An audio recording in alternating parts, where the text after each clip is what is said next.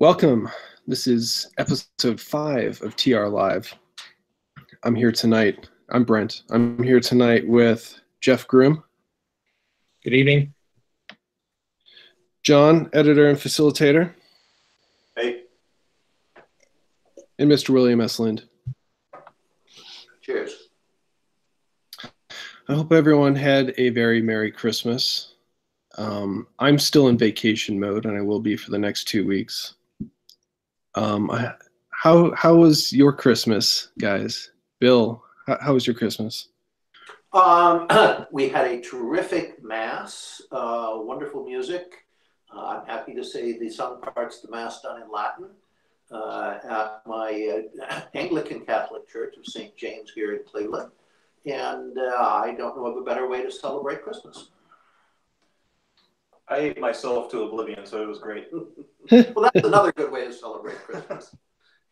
Yeah, mine was good. In my local church here at St. Catherine's, where I grew up, they had we went to midnight mass, and everyone lit candles at the beginning, and all the lights were off, and they played Silent Night. They had a choir with the organ, and fun fact: Silent Night is just turned 200 years old. It was first written in 1818 in a moment of extremis in Austria when the church organ went down, and the guitarist and the composer of the church had to ad lib and put something together. So it was good.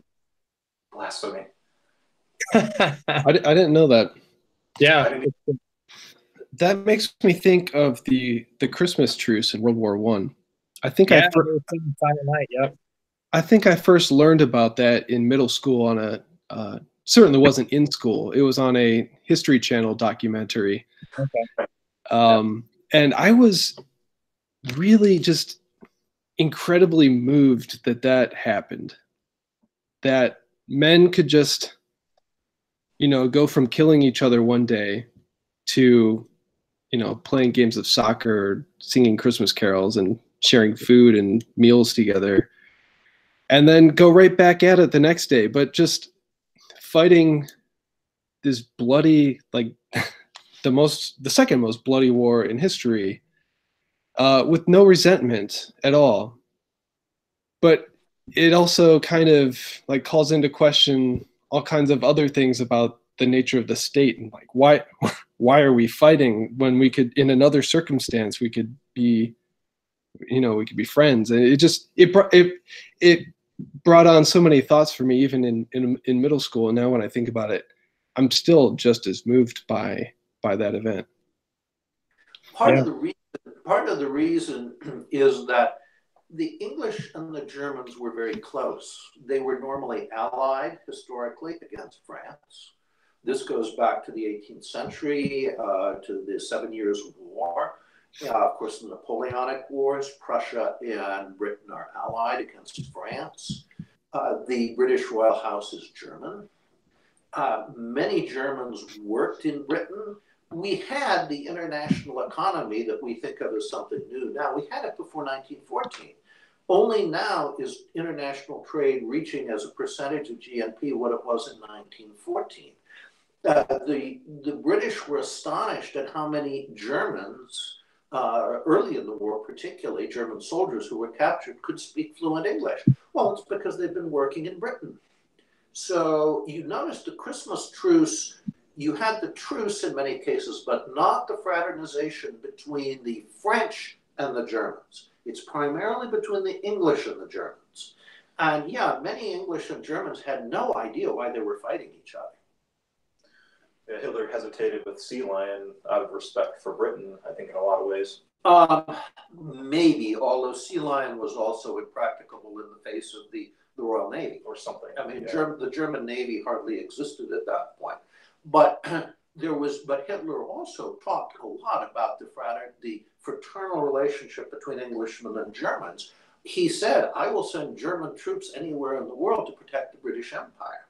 So whereas both the British and the Germans regarded the French as their hereditary enemy, they didn't look on each other that way. Yeah.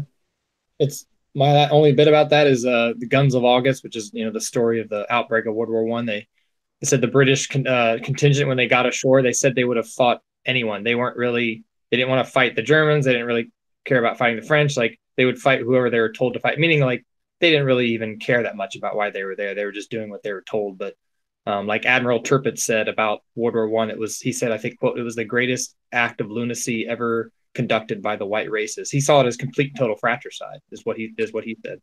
Which is exactly what it was. Yeah.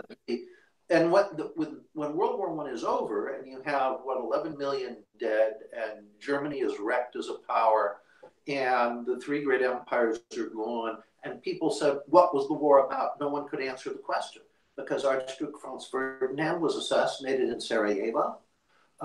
This essentially emasculated the West at the moral level. After that, we lost all faith in ourselves. This was one of the two great civilizational catastrophes in the modern era for the West, the other being the French Revolution. And we still very much live today in the shadow of World War I. We have still not recovered the will to live in the West as a civilization that we lost in that war. Yeah, I think for me, the Christmas truce really highlights the lunacy above everything else. Just the sheer lunacy of that war. It's completely senseless. But I don't. Go ahead. Go ahead. That Kaiser Wilhelm, who did not want war and did not expect war in 1914, once it started, continually sought a negotiated peace. It was the Allies that would not consider that. And of course, the Austrians were with the Germans on this. The Germans did not want to see the balance of power in Europe destroyed. They did not want to see the West wreck itself through this fraternal war. And it was the Allies that absolutely refused to consider any sort of negotiated settlement. My final thought is I don't think that we could have an event, or I don't think we could have a war like that again. Not today. We don't have the national unity, for one thing, but also with the internet, I feel like there's just so you can see all the other points of view outside of the official narrative, where it's less likely that people would willingly just sign up and do what they're told and go kill the enemy because the government says that they're your enemy and you need to go march to your death. Well, again, you have to understand that in 1914, nationalism was still very strong in virtually all of these countries. Even in the Austrian Empire, when war came, all the nationalities at first fought very enthusiastically. So the war, among the things that's destroyed by the war, is precisely this faith in the state.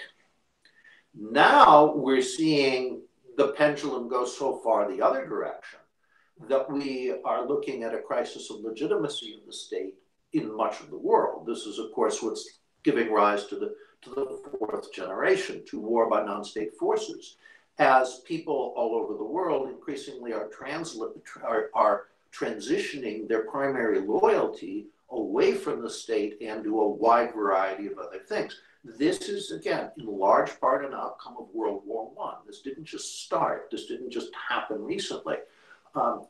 I say again, we still live very much in the shadow of the First World War. All right, so let's hit the news from last week. Of course, we missed our show on Sunday because of Christmas commitments. So this is a makeup show, and then we'll hopefully get back to another Sunday show this coming Sunday. So last Wednesday on the 20th, it was kind of, I think, it looked like the low point of Trump's presidency. I saw one tweet kind of summed it up pretty well. The wall is dead. Prison reform passed. There was a new gun grab. And $10 billion was announced for Central America and Mexico. But then the very next day, Trump seems like he started on his redemption arc, where he announced the withdrawal from Syria and Afghanistan, and there was what looked to be a deal for for funding for his wall. So, Bill, why don't you pick up on that? Well, you're right, Brett. We saw Trump essentially undermined by the deep state, by the Washington establishment, to the point where he was looking irrelevant, and then he reasserted himself and took control of the reins of power once again and started doing some of the things he was elected to do. But as usual, there's more going on here than you see on the surface. First of all, with the withdrawal from Syria, you'll notice it came after President Trump had a long telephone conversation with Mr. Erdogan, the leader of Turkey. I think what Erdogan said to Trump was, we are coming after the Kurds, and we're coming very soon. You need to get out of there before that happens. Then the following Sunday, there was a big meeting at the White House. And in addition to the usual players, the JCS, the State Department, etc., Trump brought in several top army commanders, including Scaparrotti from Europe, Army General, who happens to be one of our few competent generals. And Scaparrotti told Trump in the meeting, you absolutely cannot back the Kurds in a fight with the Turks. And of course, he's correct. First of all, we'd lose. Such a conflict would be on Turkey's border and at the end of a very tenuous logistics line for the United States. And secondly, the political fallout of two NATO countries fighting each other is going to be tremendous. So Trump rightly said, not only is it time to do what he promised to do in the election and get us out of Syria, but we have to move now before the Turks go after the Kurds. And you notice we're continuing to talk to Turkey, and I think the Turks have said, we will wait until your withdrawal is complete before we go after the Kurds.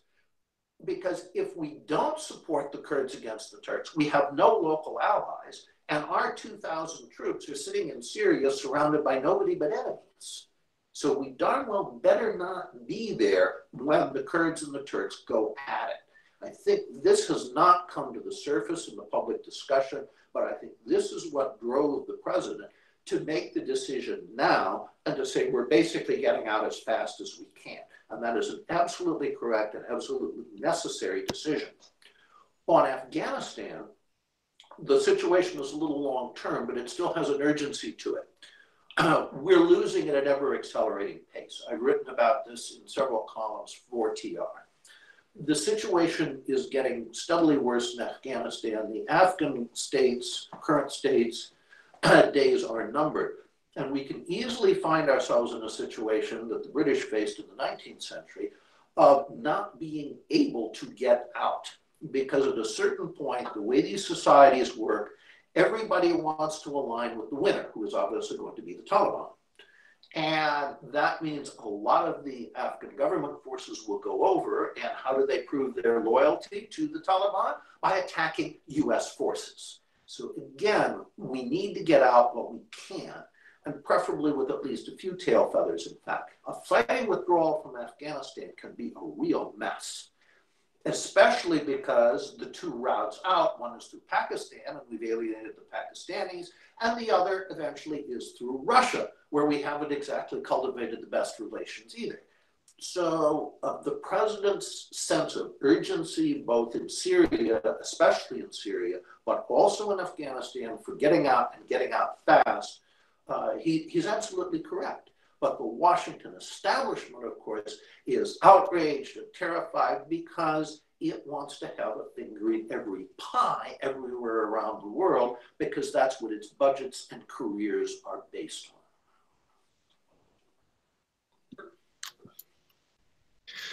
Yeah, some of the reaction to the withdrawal announcement was pretty predictable. Eric Erickson, a quote-unquote conservative pundit, said, if we lived in a lesser country than our great nation, today is the day we really would be talking about a military coup. Soldiers down to the enlisted ranks are raising hell about the president's Syria decision. Absolute baloney. Yeah. Absolute baloney. The troops are smart enough to realize that nobody understands why we're in these places to begin with. And they're the ones who are putting their lives on the line for what? No one can answer the question. For what? Well, it should be noted that we're now at the point where troops that are just enlisting were born after 9/11 or getting close to that point. But it's they have no dog in that fight. But it's also affecting recruiting. Recruiting is falling short in the Army, in the reserve component and guard component, in the Marines as well, because people are looking at these wars and saying, why am I signing up for that? Why are we still there? What are we doing there? And in fact, ironically, on Syria, and this is thanks to Obama, we've been on the wrong side all along. And the Russians have been on the right side because the object is to preserve the state in the face of fourth generation war. And the best chance for preserving the state in Syria is to rebuild the existing state. We showed in Iraq very plainly, we're not very good at creating a new state once the old one is completely destroyed. So the Russians have been right. The best way to restore a state in Syria is to back the Assad government. And we've been essentially allied with ISIS. Now explain that strategically. Yeah, it's insane. Assad's the only one that's protecting Christians in the area too. Exactly. If the Sunnis win in Syria, and they're now not going to, but had they won, everybody else would have to either convert or get out. And that includes all the Christians. I mean, W wrecked Iraqi Christianity, and then Obama did his best to wreck Syrian Christianity. Yeah. I got one of my buddies when I was in the Marines towards the end there. He was on the MEU that went ashore in Syria to set up their artillery battery to support democratic forces against essentially to shoot at ISIS, essentially, but.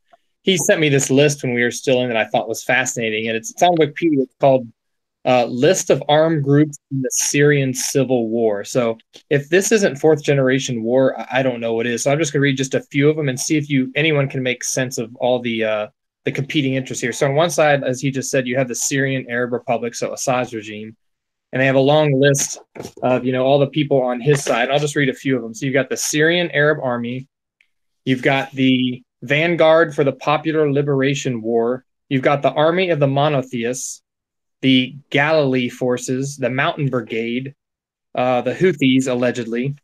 That's just one of dozens. And then on the Syrian opposition side, of the Syrian National Army, you have the Free Idlib Army, the Army of Glory, the Army of Free Tribes, the Grey Wolves, the Muslim Brotherhood. And then those are the people that apparently we're supporting, as Bill just said. So, we're on their side. And then we have the Syrian Democratic Forces who include the YPG, the Northern Democratic Brigade, and then, of course, one more fighter is ISIS. So as Bill said, I mean, the state has failed, and all these other groups are now just fighting, and we're on the wrong side of it all because we're fighting against Assad, which is fighting against ISIS. So, I think the wrong side is taking any side at all. It's insanity. And President Trump, in his visit to the troops in Iraq, basically said, we're tired of being suckers. There's no reason for us to be in these conflicts. But again, the Washington establishments, budgets, and careers are tied in with playing these games. So the fact that the games go away is a big threat to them, which is why you see them all screaming about Trump's actions. But what he's done is exactly right. Mattis, I have to say, and I don't know him well, I had one meeting with him when he was in charge of Marine Corps University down at Quantico, and he's been a huge disappointment. And he's proved that you can read a lot of books and not understand much from them. Because he said, we're not going to do fourth generation war, we're going to focus on fighting Russia and China, which is absurd strategically. And he dove for the weeds and made his big push as Secretary of Defense, improving the lethality of the infantry squad. This is what I call the Friedrich Wilhelm syndrome for the Prussian king at the time of Napoleon, who was really interested in uniform details. It's this classic situation where a guy at the top dives for the weeds because he essentially can't handle the big stuff. Well, in that case, he's no loss. Huh, interesting.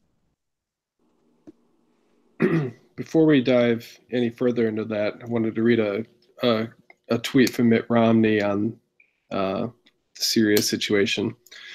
The foreign policy described by General Mattis today has, for nearly 3/4 of a century, kept us from global war, empowered our economy, helped billions escape from poverty, and opened freedom's door around the world. His service, vision, and character were a blessing. He will be greatly missed. And that's why Romney will not be greatly missed. Well, he's a new senator, so.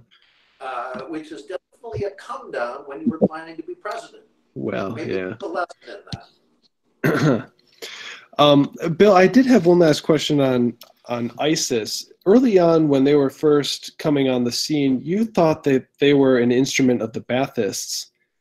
But isn't the Assad regime, aren't they a Baathist regime? Like, what were you thinking there, and do you still think that? The Syrian Baathists and the Iraqi Baathists hated each other's guts. These are two antagonistic Baathist regimes. Okay, I didn't realize that. I know, most people don't. But in fact, the Assad Syria and Saddam Hussein's Iraq were I continue to think that the real core of ISIS, the people who could make things work when it did work, were Iraqi Baathists. They were looking for a Sunni vehicle to ride to try to, in effect, restore their position, particularly within Iraq. And it looked for a while as if ISIS was that vehicle.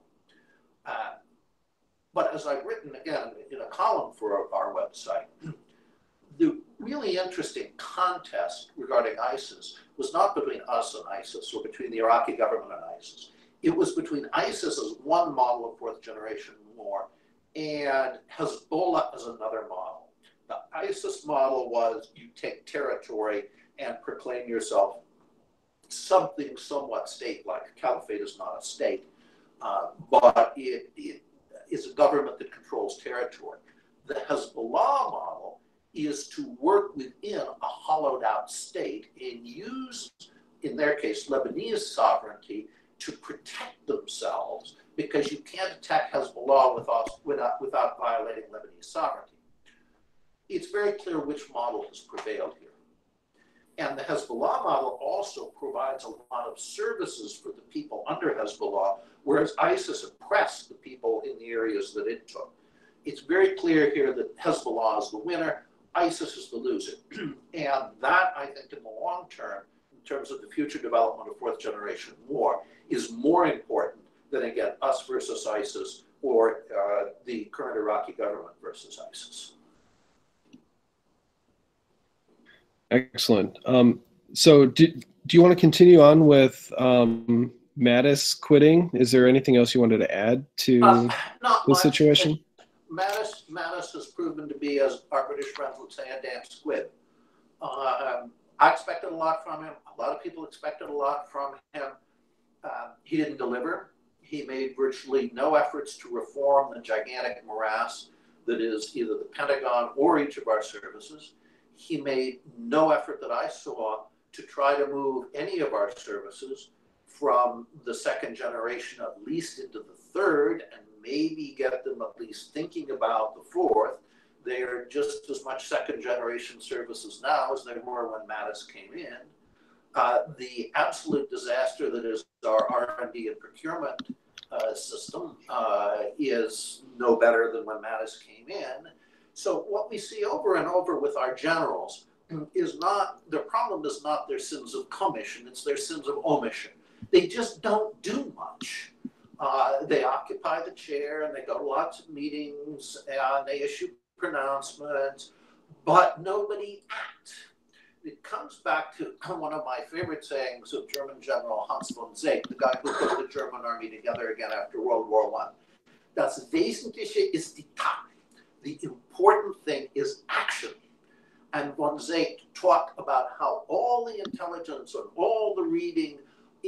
generals was completely useless if it didn't result in action. And with Mattis, as with so many of our generals, both as Mattis as a general and Mattis as Secretary of Defense, there was no action. So I don't think we're losing anything in losing Mattis. I don't know that we're going to get anybody better, but frankly, it's going to be hard to get somebody who's worse. Has he named a replacement yet? He has, at least a temporary replacement, but there's increasing talk that he may be permanent. I think his name is Shanahan, and he's out of the Boeing. That's right. Yeah. He has been saying that, and this is putting it very mildly, we are paying too much for the stuff the Defense Department is buying. Well, yes, probably, by a factor in many cases of 20. But whether is he going to do anything about it? The rule in Washington is you only get into a position where you could change things if you have spent a lifetime demonstrating that you won't. Is he going to be an exception to that? Exceptions are very rare. John Kelly also announced that he's leaving. Do you have anything in particular to say about that? He's a friend of mine, and I haven't talked to him for obvious reasons. He's had rather more on his plate than talking to me. Since he's been chief of staff at the White House, I saw him over a weekend not long before he took that position. John has done what the chief of staff of the White House needs to do, and I think he's done it well. It's not a policy position. People think it's a policy position. It's not a policy position. It is a making the trains run on time position. And with Trump, that isn't terribly easy. And I think John has done it about as well as anyone can. And I understand very well why he is at this point completely exhausted. I don't know how anyone could have stayed in that position as long as he has. So I wish him well. We may well miss him, unlike Mattis. But if you're thinking that he didn't have an impact on policy, the chief of staff of the White House isn't there to do policy. Very good.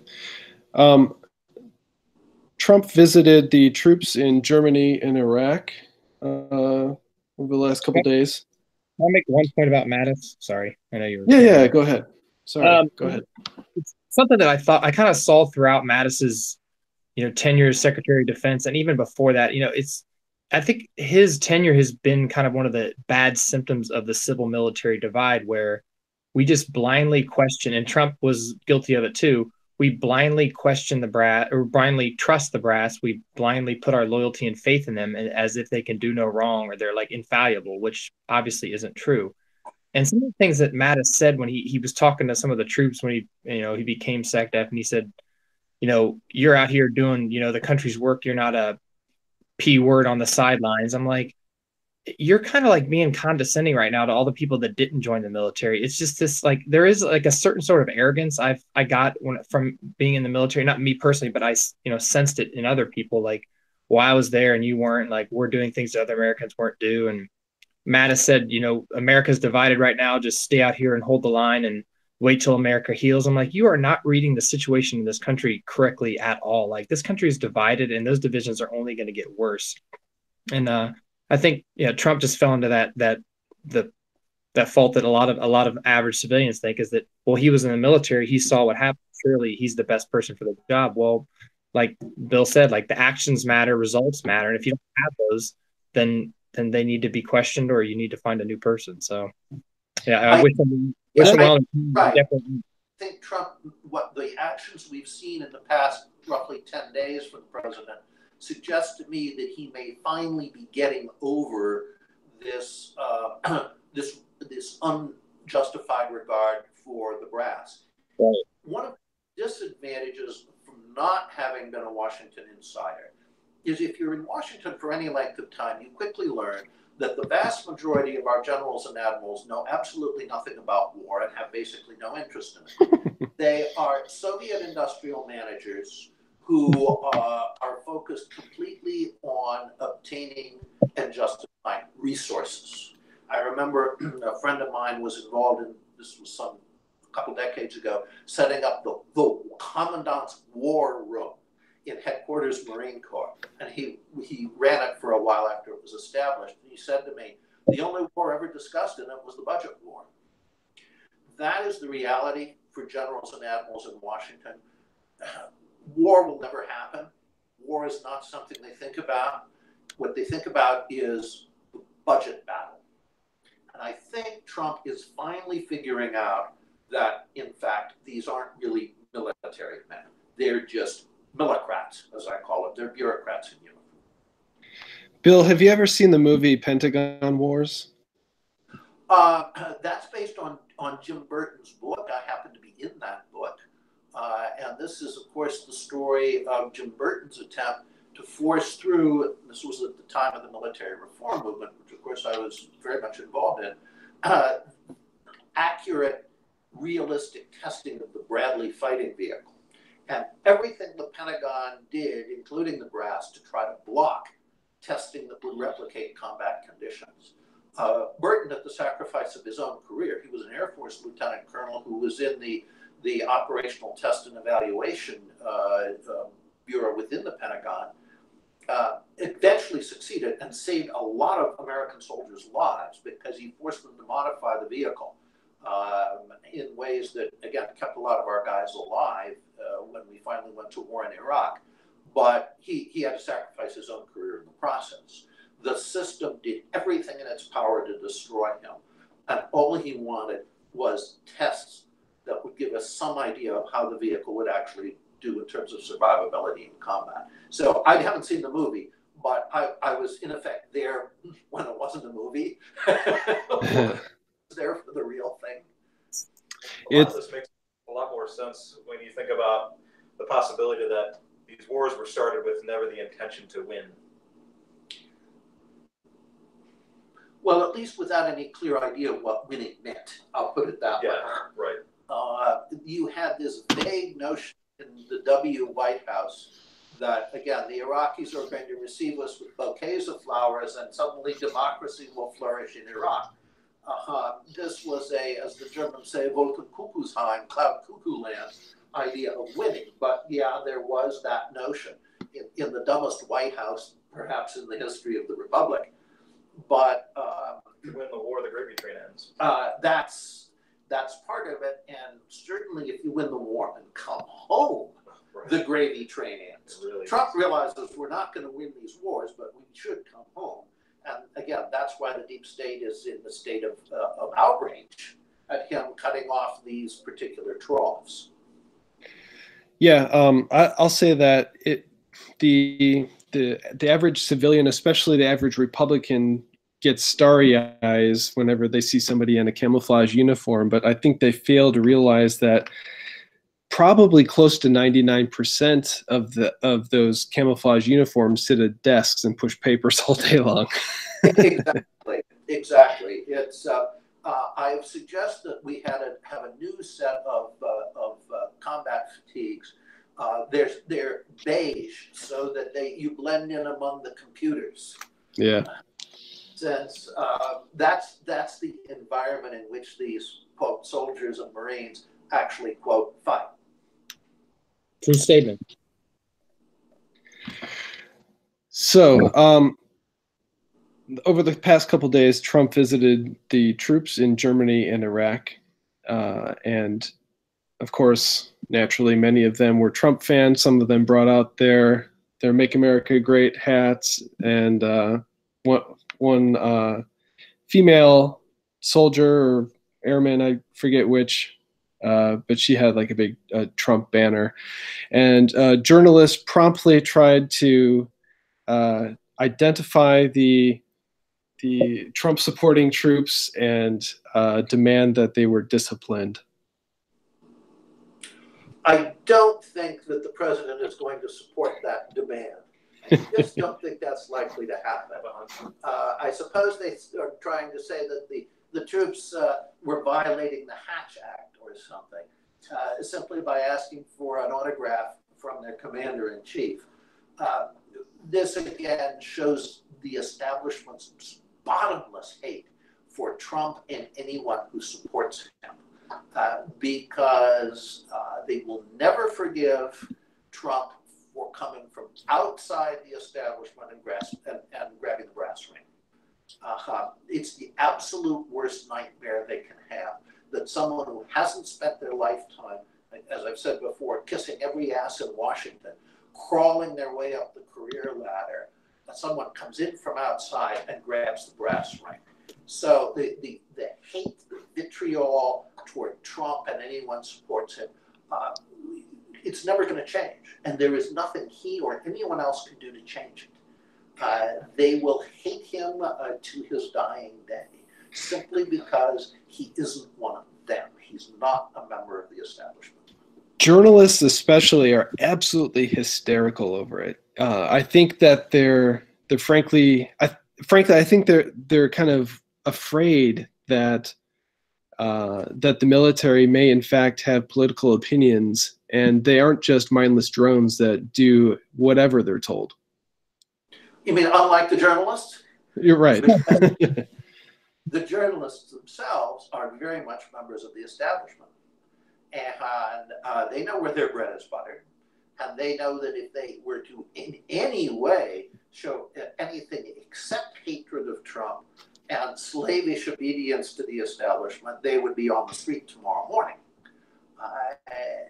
The notion of the journalist as an independent voice is howlingly funny to anyone who understands how Washington works. You don't get a job with an independent thought or voice. You certainly do not. What's interesting, too, is the response from the journalists and media about Syria and doing an about face on that when under Barack Obama, it was all go. It was all, this is great. We need to go to Syria to spread democracy. And all of a sudden, Trump pulls out. Huge mistake. Why are we leaving Syria? Well, but it's even more interesting when you see the anti-war left attacking Trump for doing the things that it's always called for. Trump's bringing boys home. Trump is getting us out of these conflicts. I'm praying he doesn't get us into another one in Iran. He's got a real blind spot there. But there was even a columnist for the New York Times said, can't we at least support the man when he's doing the things we've called for over so many years? And the answer is no, they can't. The hatred of Trump overrides their position on every issue. Anything Trump does is automatically wrong and evil. Right, yeah, well, especially, yeah. What's your take on Iran as far as that situation goes? The neocons' influence in the White House is showing in that they are trying to drag President Trump into the very last thing he or we need, which is another conflict in the Middle East. In this case with Iran, which is a much stronger country than Iraq ever was. The real danger is, and the neocons can never grasp this, what if the Iranian state disintegrates and you get Iran as another stateless region? The Iranian state is fairly fragile. Most of these states are. I don't believe that ethnic Persians are even a majority within Iran. If they are, it's a small majority. They have a lot of internal ethnic-based conflicts, and our sanctions are definitely hurting an already very badly mismanaged economy. And if we get state collapse in Iran, I mean, look at the mess Libya's created with what, 3 or 4 million people? Gaddafi. And what is Iran, about 70 million, 80 million? So we have to understand that we have a tremendous interest in preserving the state everywhere. And that the real danger in the 21st century is not another state, least of all Russia. It is state disintegration and the collapse eventually of the state system itself, which will plunge the entire world into chaos. I mean, it's Hobbes' world where life is nasty, brutish, and short. The state arose because life had become that way after the collapse of the medieval order. And the state arose for one and only one reason, to bring order. Well, when the state fails, order goes with it. So is there any sense in the administration of the danger of pushing Iran either economically or militarily to the point of state collapse and the consequences thereof? There doesn't seem to be, and that concerns me. There's certain dual citizens in our government that would think otherwise. Yes, there's no, I mean, everybody knows that the neocons were and are integral, in effect, to Israel's Likud party. That was the origin of the Iraq War. The neocons, including prominent American neocons, including specifically Richard Perle, were heavily involved in drawing up a strategy for Likud, the Israeli political party, Benjamin Netanyahu's party, that called for the destruction of every Muslim state in the Middle East that could possibly be a threat to Israel.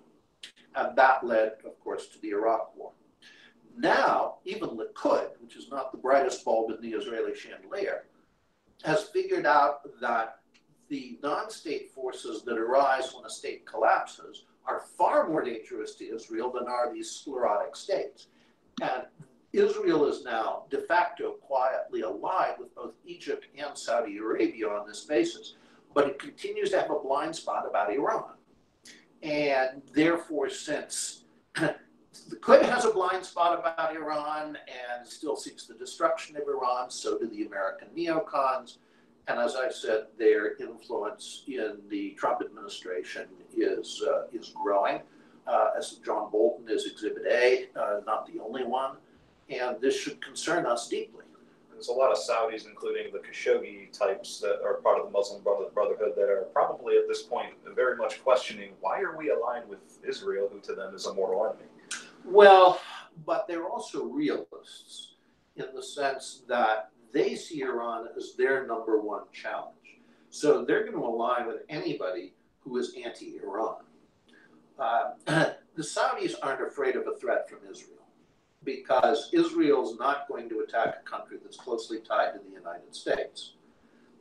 I guess it's not a threat, I guess a physical threat, but a threat to legitimacy to the hardcore. That's why this has to be kept very quiet.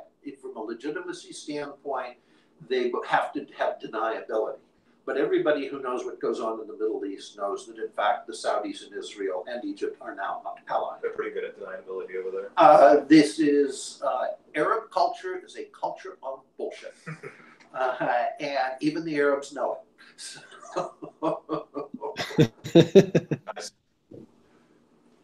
It. Jeff, go ahead. Is that okay about Trump MAGA? As in a beer festival down. We're wearing civil. Jeff, we're losing you. You're breaking up. Again. You're breaking up. Try again. A little better. You need more steam. Throw some bacon on the fire. You need another 20 pounds of steam pressure. No, your boiler can't handle it. Be better now. Nope. All right. We'll move on. No.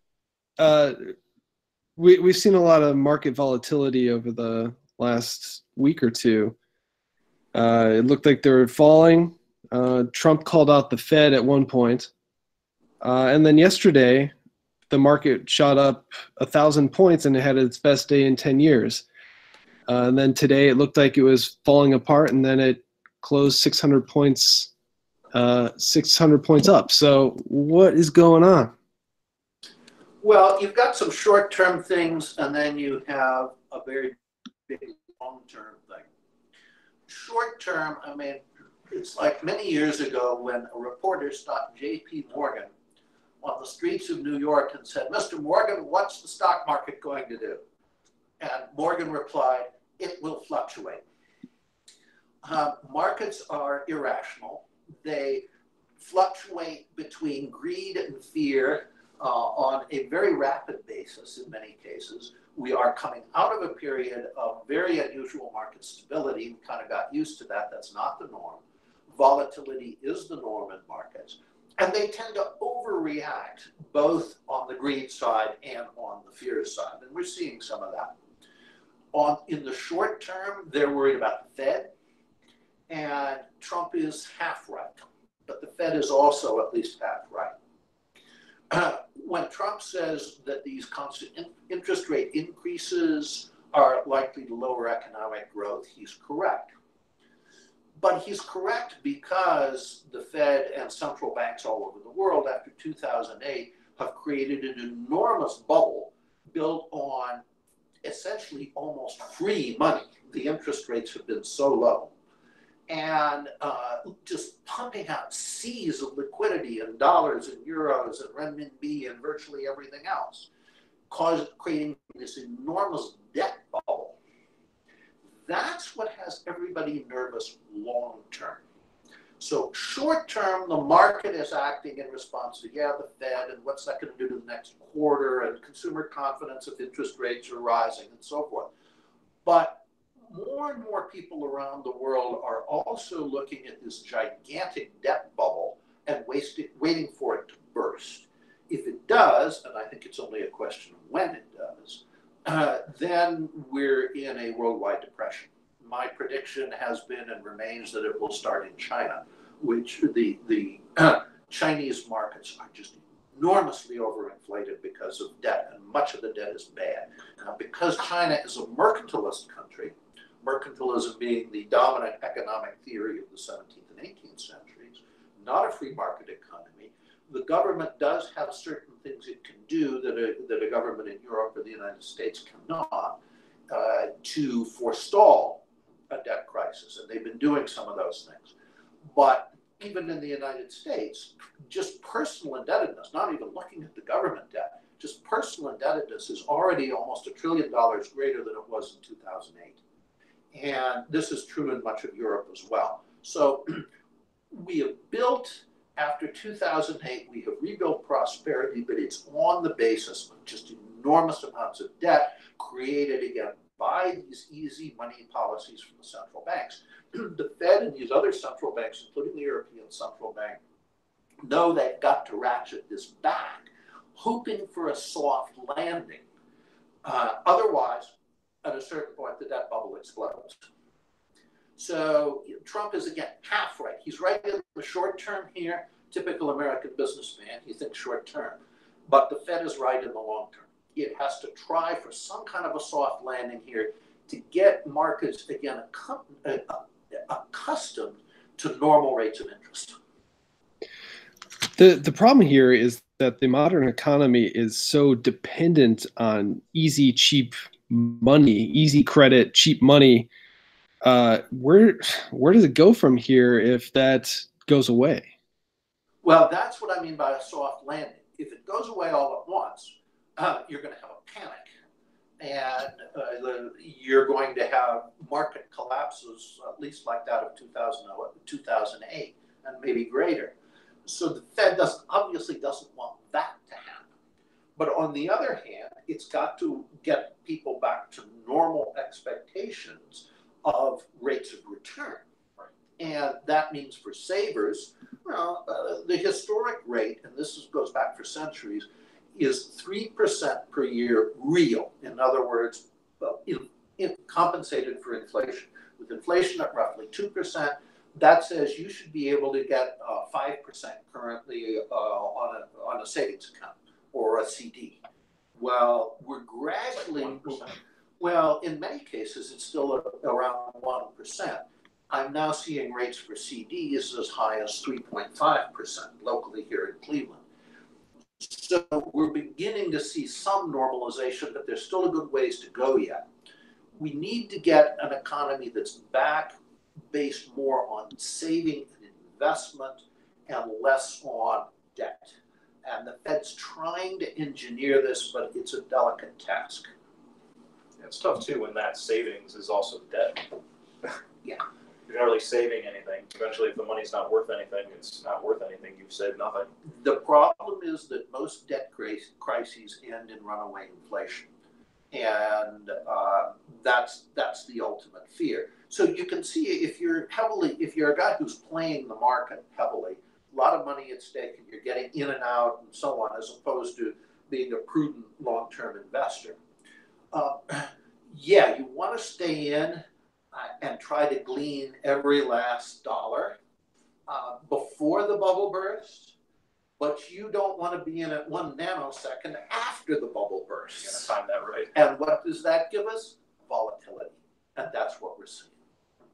it's hard to encourage saving when nobody makes enough money to save. And anecdotally, I know next to nobody under 40 that has any amount of savings, certainly not any significant amounts. I think that there are some serious economic issues that are going completely unaddressed that are going to come up to bite us real soon. Well, they just did in France in the Yellow Vest movement. That's exactly what the Yellow Vests were about.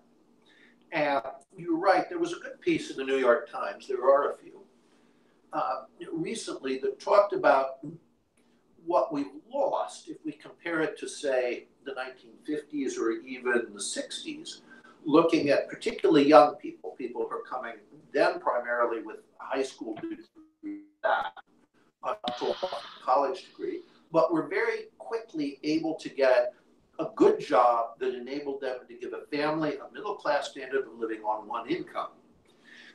What we had a lot of in the economy of that time were middle-skill, high-pay jobs. That's what's disappeared.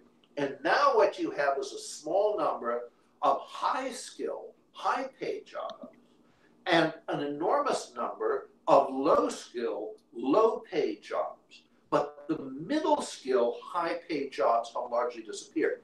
The task, and it's a very large one, that a government that was looking toward this country's long-term welfare, and remember, we've always conceived of ourselves as a country that's overwhelmingly middle class.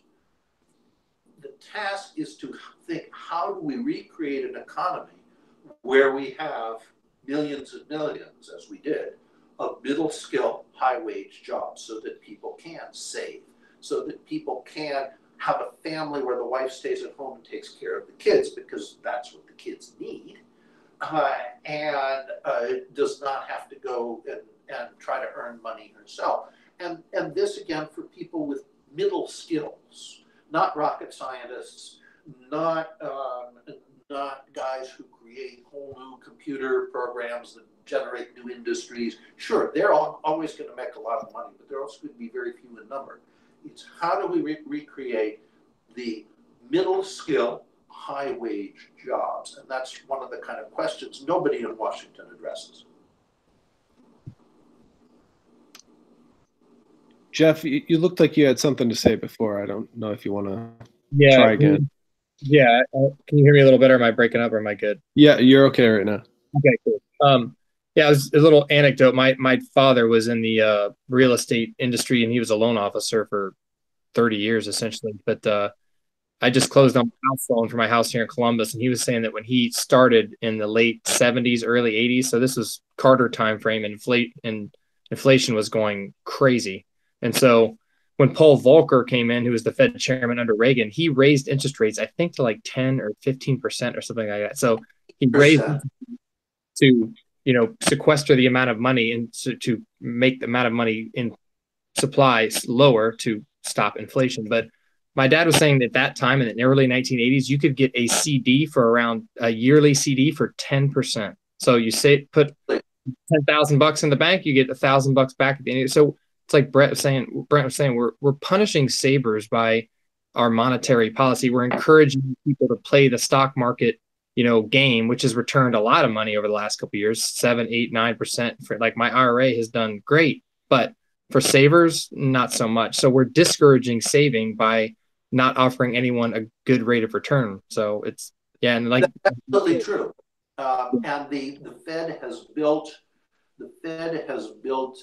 this debt bubble on the backs, particularly of retirees who of course have to only go for the safest of investments because they can't afford to lose principal and could get virtually no rate of return on a safe investment, i.e. something like a CD. But yes, Jeff, I remember those days well. I got a really good deal from a loan officer at a savings and loan in Northern Virginia when I bought a house in Alexandria in 1979. I got a mortgage at only 13%. And that was a very good deal at that point. Holy smokes. My dad was saying, like, back then he was giving out loans for that much, and you tell that to people today and they're like, are you, effing kidding me? Like I can't take anything more than 4% today for a loan. I'm not taking it.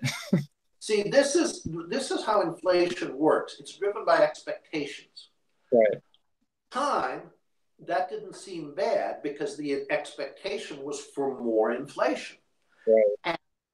And as the inflation rises, you're paying the money back in dollars that are worth less than the ones you borrowed.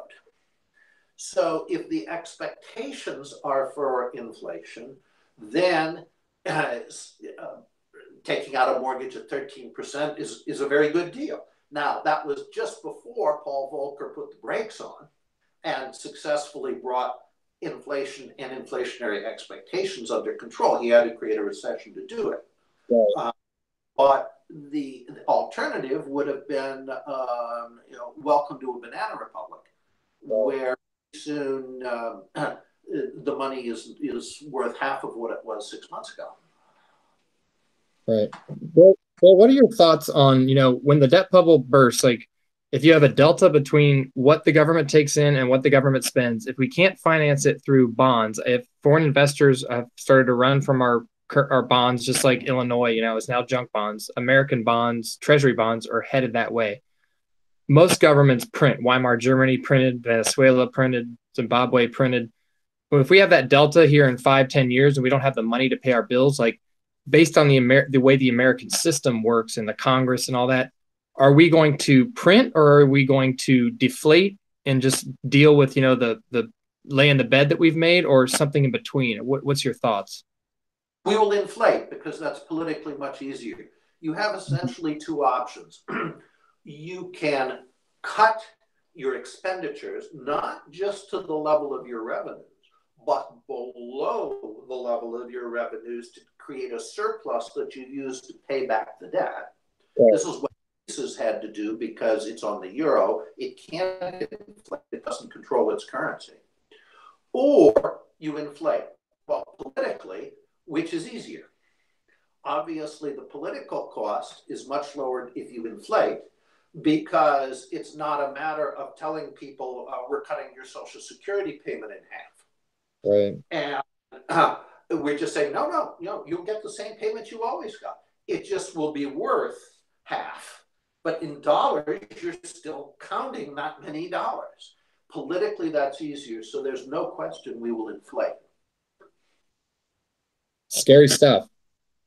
Good reason to have money that only one money that's good as gold. I'll put it that way. And that is gold. That's gold, precisely. My last bit of news that I have here is that it's now being reported that the U.S. Air Force will buy the F-15 X-ray. These are newly produced jets. They're set to replace the single-seat Charlie models that are now approaching 40 years old. I think the newest produced one in the inventory was built in '86, so they're getting kind of long in the tooth. The X-rays will have AESA radar, updated avionics, and they can carry up to 24 missiles, which is pretty neat. So they're basically flying magazines. I think that this is a pretty cool, use of our acquisition dollars.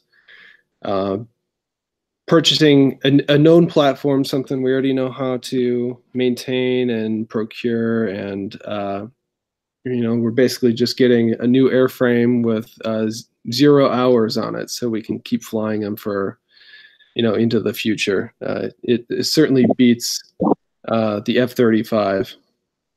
Well, the interesting thing is, not only is it cheaper than the F-35, despite the fact that it's a 40-year-old design, it's a better aircraft, because the F-35 considerably is a flying piano. It's got terrible air maneuvering characteristics.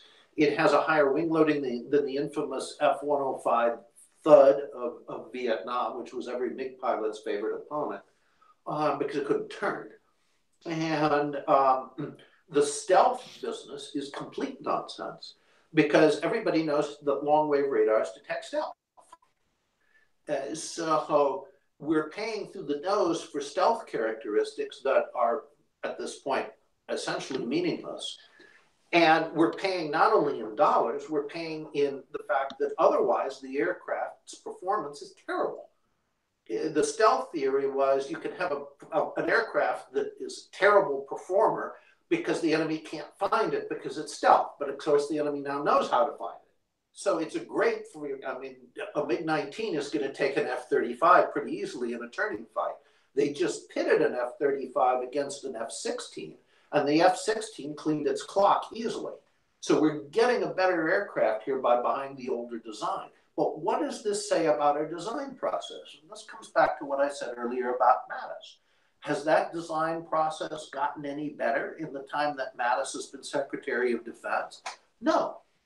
The process is the problem. We cannot, at this point, design and build an aircraft that doesn't turn into a kitchen sink with everything in creation hung on it, because every sub-bureaucracy sub-optimizes the design for its own desires, and there's nobody in the process who can tell anybody else no.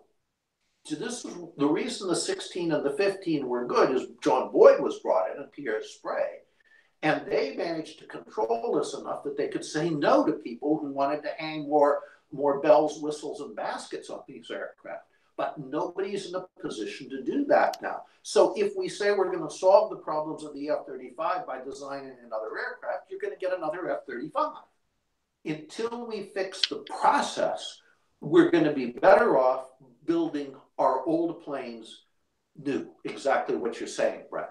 We're better off building new F-15s than the lousy F-35. If only we could do that with the A-10, then we'd be golden. Well, ironically, it's easy to do because Pierre Sprey and some of the other people who were heavily involved in designing the A-10 have continued to think about it. And they have some stuff on paper and could move very quickly to design an updated A-10 that reflects the same concept. In other words, it's got to fly low and slow because you can't identify targets friend or foe unless you're going low and slow. It's got to be able to take lots of hits and come home. It should be built around a big gun for strafing because that's more effective than bombing. Essentially, it would be an A-10 that's probably somewhat smaller, so it's a smaller target, and more agile, but not faster. Again, you can't do this mission fast. You can't do ground support fast. We could move very quickly to do that. By the way, I believe they have re-winged some A-10s, and unlike, say, the F-18s, they're not falling out of the sky just from age. We are losing pilots at this point simply because the aircraft are falling apart in the air because they're so old. I don't believe that's happening with the A-10s, but we do need a new A-10. It's easy to do. It'll never happen, precisely because it'll be a fairly inexpensive aircraft both to buy and to fly. Regarding the acquisition process, it brings me back to the Bradley fighting vehicle. Originally, it was just supposed to be an armored troop carrier, and it became a light tank. Through everyone, every agency wanted to add something onto this vehicle to make it something that it's not, and it became a death trap. It became a death trap because somebody came up with a concept that was fallacious, and we actually took it from the Russians and their BMP, which is proven to be one of the worst death traps on a battlefield. The idea was that you take 3 or 4 guys and you call them tankers, and you surround them with 60 tons of armor. But you take 7 or 8 guys and call them infantrymen, so you give them tinfoil armor. Well, what do you think happens when you take the tinfoil vehicle, and call it a fighting vehicle and say, oh yeah, you're going into battle inside the vehicle next to that's rolling along next to the tank? The whole concept was a farce to begin with, but the Russians did it, so we copied it. And the problem exactly, Brent, was to replace a vehicle, the 113, that was conceived of as nothing but a troop carrier. And yet we decided, since the Russians have an infantry fighting vehicle, we have to have one too. All the infantry do is add to the casualty count when the vehicle's hit. Otherwise, they're just what, shooting at the birds outside little ports with their rifles. They can't see anything. The whole concept was ridiculous from the beginning. The Israelis have done the logical thing. They've built infantry fighting vehicles out of old tanks, so that the infantrymen have the same armor that the tankers do. It was not hard to see the fallacy in this logic from the beginning, but our services don't necessarily approach their requirements logically. In this case, it was a case of BNP envy. Mm-hmm. Clearly. Jeff, did you have something you wanted to add? I was just going to ask, Bill, like in terms of like a maneuverist strategy, isn't the point of in true maneuver warfare, a tank is not really meant to, it can fight other tanks, but what you should do with a tank is go right through the enemy lines, behind their lines, and then destroy their command and control, their logistics, all those other things. Like, is that not was that the idea behind infantry fighting vehicles, that they would follow tanks behind enemy lines, or is that, what's the deal with that? I know in Victoria you talk about tanks, like tanks shouldn't be fighting other tanks. You should use them to plow through enemy positions and then drive deep. That's right. Exactly. The American notion that tanks are to fight other tanks is wrong. The purpose of the tank is to drive deep into the enemy's operational rear, ideally, not just individual tanks, whole tank divisions, right, and rip the enemy apart from the rear forward. This is the German infantry tactics of 1918, now done on the operational level with armored divisions. This is what the Blitzkrieg was. You want to fight enemy tanks with your anti-tank weapons, not with your tanks. And your tank, most important weapons are not its big gun, they're its machine guns, because you're going against soft targets deep in the enemy's rear. Was some of the thinking, certainly for the Soviets, behind the BMP, but we don't have that concept of operational maneuver in our army. So you come back to the question, all right, so what are you going to do with an infantry fighting vehicle? Either the infantry are fighting, in which case they're outside the vehicle, or the vehicle's fighting, in which case the infantry just add to the casualty count. right. The Soviets were anticipating a nuclear battlefield with deep operational maneuver. Now, the way the BIMP, as it's usually referred to, the BMP, has actually been used, it's been used tactically, and it's been, as I say, it's been the worst death trap on the battlefield. But that wasn't the original Soviet concept behind it. Understood. The Soviet army understood operational maneuver. It was as good at the Germans at that, certainly by 44, maybe by 43. The Western armies never understood it. The one attempt we made at it was Market Garden, and that didn't exactly go as planned. So if you go out to Fort Leavenworth today to the Army's SAM school, there's no concept of operational maneuver whatsoever. We still regard war as a big attrition contest. Right. Got it. One last thing. Fighting vehicle, it's useless. One last thing to close out the F-15. I just wanted to highlight what a good proven design it is. In the early 80s, the Israeli Air Force had a midair between an F-15 and an A-4. A wing sheared completely off of the body of the F-15, and it was still able to land safely, albeit a little bit faster than normally.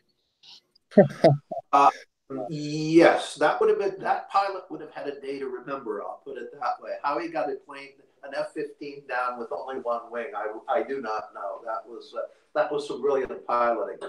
But it's a good fighter. It's a perfectly adequate fighter, and the fact that it's not stealth is meaningless because the whole stealth thing is a bloody fraud. Brent, how many were they buying? How many units did they buy? I think they requested it was like 25 or so for fiscal year 19. Okay. I've got a great idea.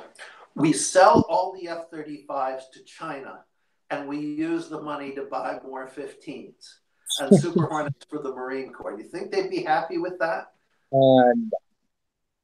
This is managed trade. This is what you're talking about, right? Absolutely. Absolutely. The Chinese would think they were getting a great aircraft, and by the time they found out it was a flying pig, we'd have the money. There you go. All right, I got a few questions. Call it the no ticky, no washi program.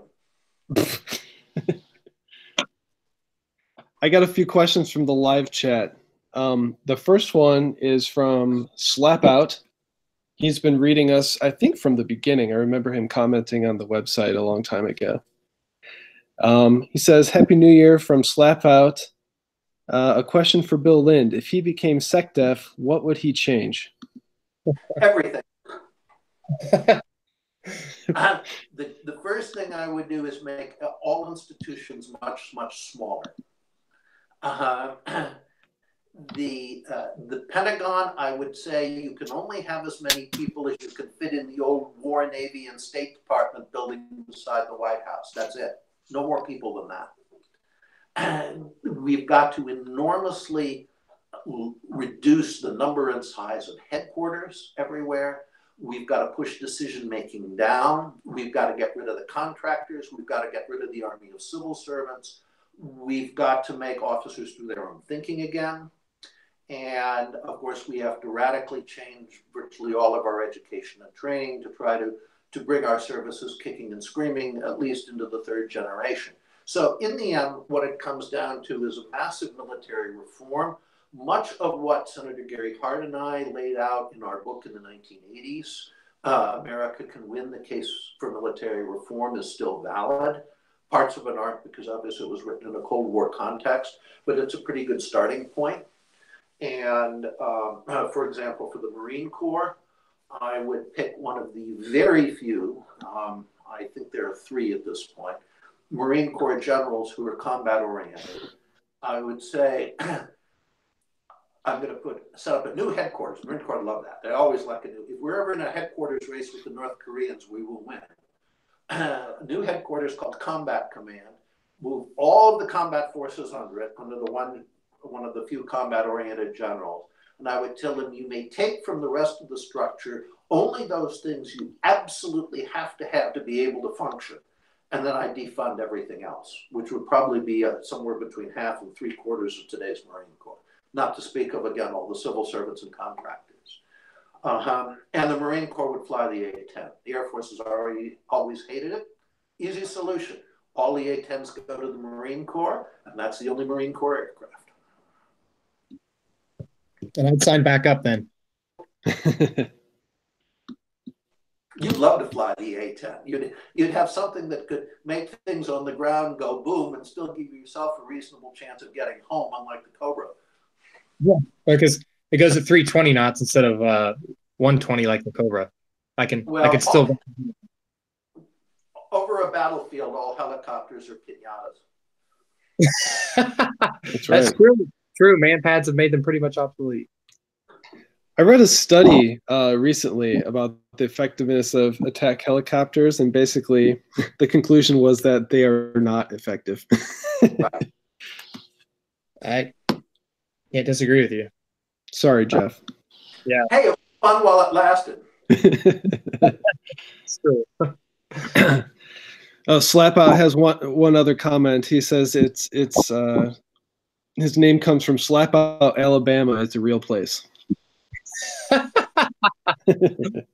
if it's in Alabama, one thing I know about it, the food's good. That's right. Our last comment is from James Martin. He says, hello from very windy Columbus, Ohio. Hey, small world. I'm curious to hear from Bill and everyone else what they see happening in America post-Trump. And is it even possible to win another election after 2020, given the demographics?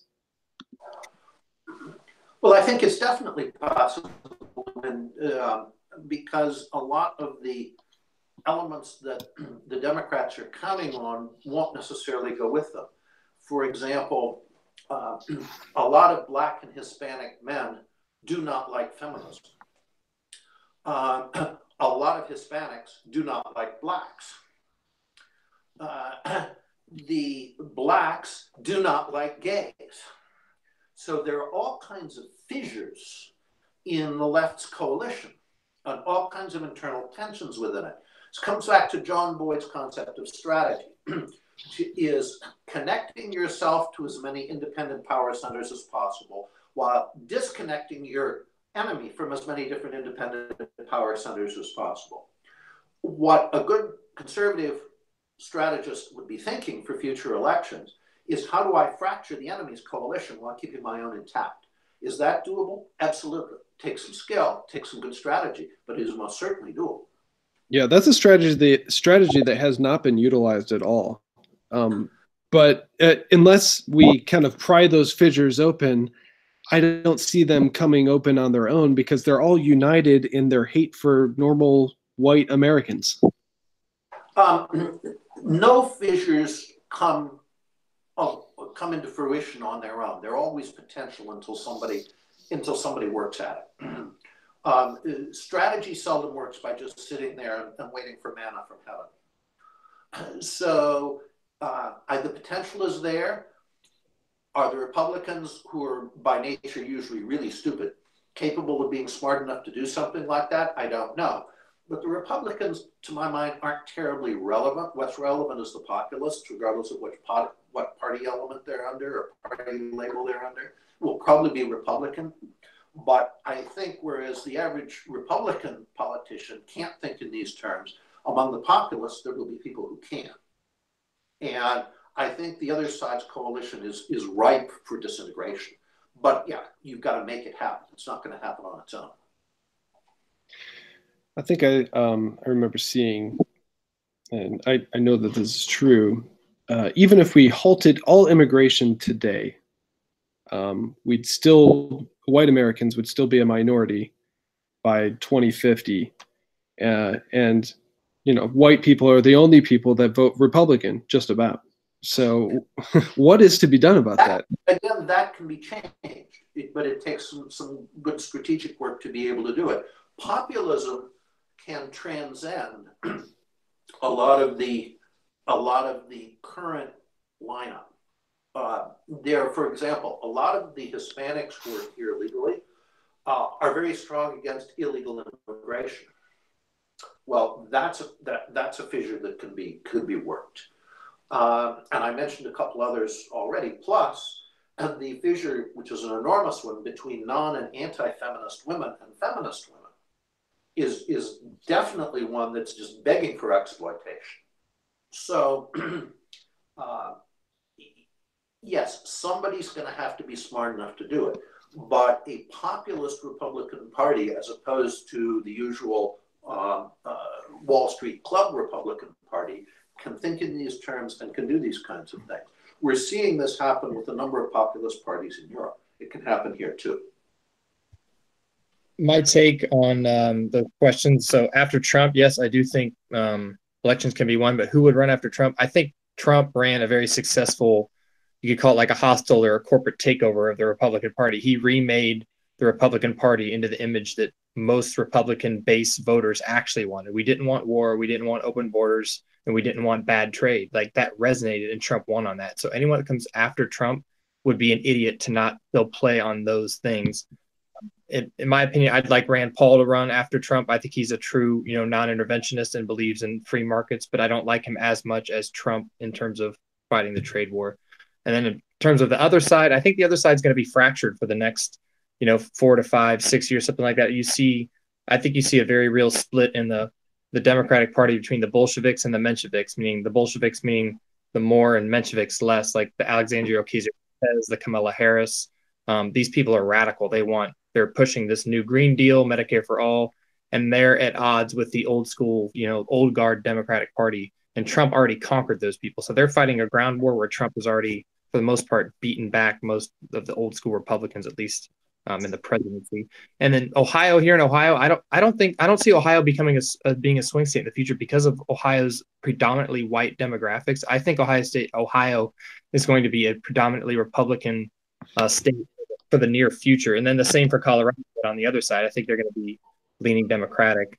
But I think as the debt crisis gets worse and as demographics, splitting the country more, I think we're going to see local politics mattering a lot more than they ever had, which honestly is a good thing, because federalism, giving the states more rights and the states their right to choose their own path outside of the Fed, is a good thing. So maybe that will help heal some wounds, but maybe not. That's my take on that. I think federalism will be just about the only option to keep this whole thing together. I agree with. I think the fissures are going to keep getting bigger and bigger, and if there's any hope of keeping the entire union together, it's through federalism, exercising the 10th Amendment. Finally, Sure. Yep, absolutely. As we did in really up to 1860. It's that original concept of federalism where there were wide differences among the states that can, I think, enable us to keep the place together. But I agree with you, Brett. That's the only thing that is probably going to allow us to keep the country together once you take the current social and cultural tensions and add in a debt crisis and the resulting depression. It will become the United States are once again instead of the United States is. Exactly. Believe me, none of the founders ever imagined that life in Massachusetts and life in South Carolina would be the same. Well, that is all I have for tonight. So this was our makeup show from our Miss Show on Sunday. So we'll do another one this coming Sunday. And once again, if you have comments or questions for the panel, you can put them in our live chat in this show or next, or send us an email at traditionalright@gmail.com. So thank you for listening, and we'll see you next time. Thanks.